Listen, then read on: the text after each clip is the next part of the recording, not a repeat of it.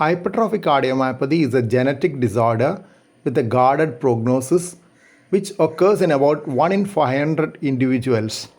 It is an autosomal dominant disorder with variable penetrance with either a defect in sarcomeric protein genes which encode for myosin heavy chain, actin or tropomyosin, or due to abnormal myocardial calcium kinetics which increase intracellular calcium causing hypertrophy and cellular disarray.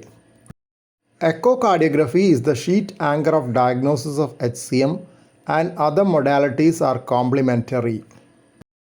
MYH7 mutation in the gene which encodes for beta-myosin heavy chain located on chromosome 14 is found in about 15 to 25% of cases of HCM. MYBPC3 which encodes for cardiac myosin binding protein C is abnormal in another 15 to 25% cases.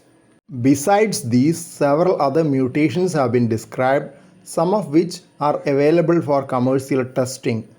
There are several phenocopies of HCM caused by other disorders like Barth syndrome, Danon syndrome, Pompe's disease, Fabry's disease, Friedreich's ataxia, and Noonan syndrome.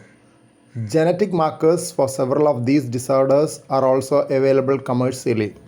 Sigmoidal HCM, which is about 40 to 50%, has about 10% positivity for myofilament gene. Reverse curve HCM occurs in 30 to 40% cases and has a myofilament gene in 80% of them.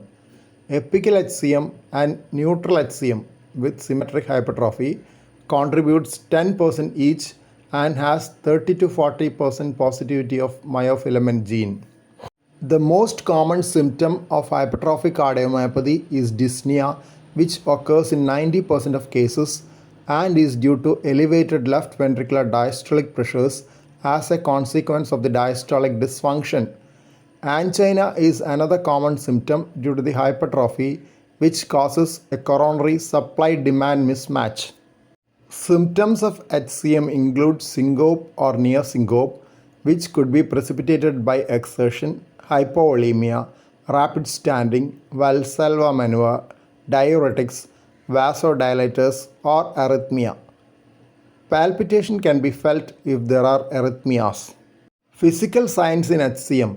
The carotid pulse is jerky and may have dual peaks, but the second peak is often appreciated only in a pulse tracing rather than on palpation because it is somewhat rounded. Jugular venous pulse may show a prominent A wave.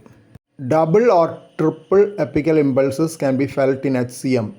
In case of triple impulse, it is one diastolic due to forceful atrial contraction and two systolic impulses due to mid-systolic obstruction. Paradoxical splitting of second heart sound can occur due to the left ventricular outflow tract obstruction. A third heart sound occurs when the left ventricle decompensates in late stages of HCM. A prominent fourth heart sound is usual in HCM due to the diastolic dysfunction which causes forceful atrial contraction.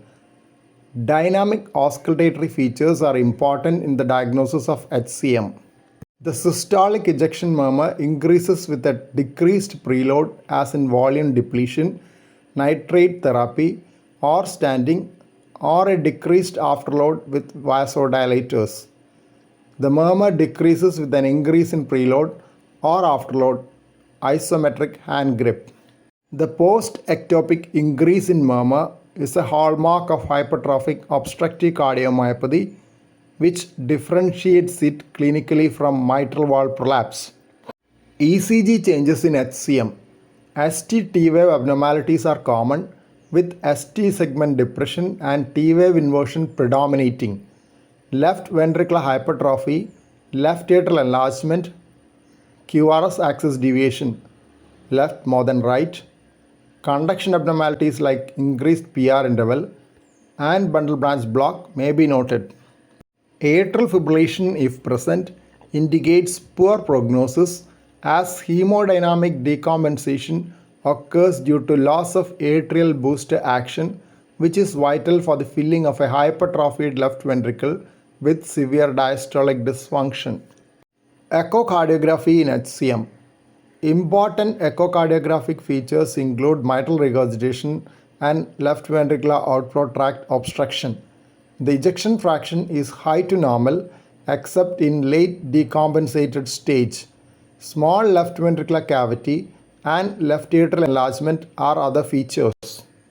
Septal thickness is often 4 to 6 mm more than normal.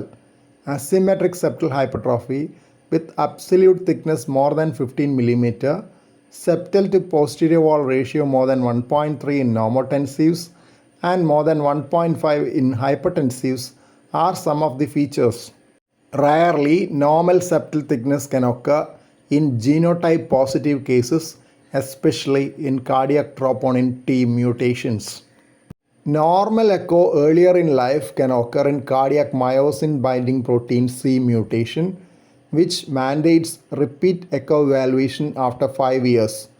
Apical hypertrophy can produce an ace of spades configuration of the left ventricular cavity. While assessing the severity of HCM, maximal wall thickness in multiple segments, length of septal hypertrophy, extension to apical segments, and involvement of papillary muscles, anterior displacement or direct insertion into mitral valve have all to be looked into. Echocardiogram showing thickened interventricular septum and mitral regurgitation in HCM. SAM in HCM. Systolic anterior movement of mitral valve occurs in 30 to 60% cases, but it is not specific. SAM causes LVOTO, increased ejection time, and a decreased stroke volume, as well as mitral regurgitation due to poor cooptation of the leaflets. Severity of SAM can be quantified by SAM septal contact time. In mild cases, it is less than 10%, and in severe cases, it is more than 30% of the systole. LVOTO in HCM. Peak gradient more than 30 mm of mercury predicts SCD in HCM, though the gradients may be much higher in some cases.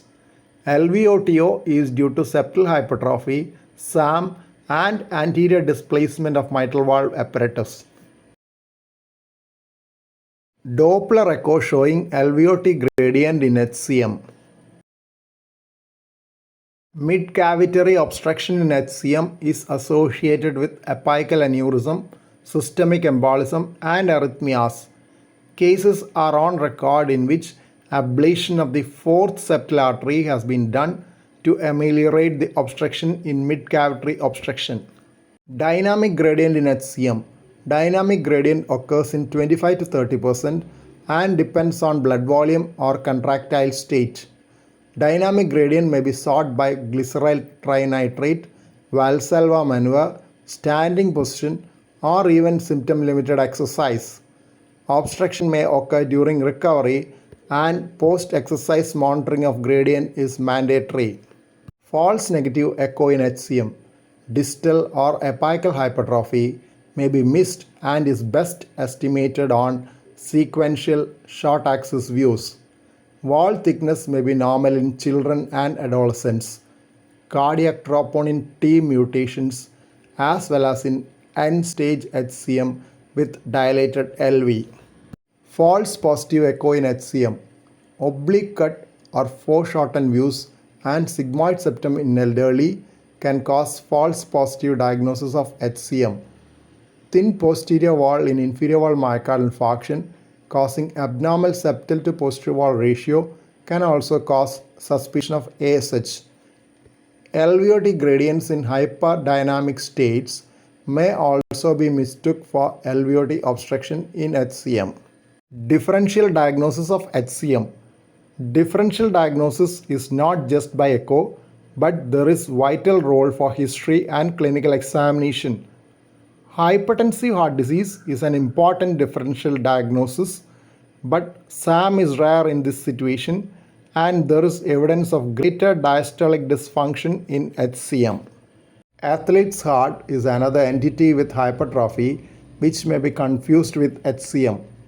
Normal or supernormal tissue Doppler velocities in athlete's heart contrast with impaired velocities in HCM. LV cavity dilatation is seen in athlete's heart. Cardiac amyloid is manifested with thickened interatrial septum, increased myocardial echogenicity, and thickening of wall leaflets. Cardiac cath. Cardiac cath has a limited role in the diagnosis of HCM in this era of echocardiography. Degree of outflow obstruction can be documented along with the classical Brockenbrough-Braunwald-Morrow sign. The sign is an increased LVOT gradient after a ventricular premature complex. Evaluation of diastolic characteristics of LV and LV and coronary anatomy evaluation are other diagnostic uses of cath in HCM. The role of cath nowadays is mostly for septal ablation. Holter monitoring. Holter monitoring is useful to document non-sustained atrial or ventricular arrhythmias which may not be obvious clinically. Contrast-enhanced magnetic resonance imaging. Delayed enhancement on contrast-enhanced MRI is useful in documenting fibrosis in HCM, which is a predictor of systolic dysfunction and has a relation to heart failure symptoms.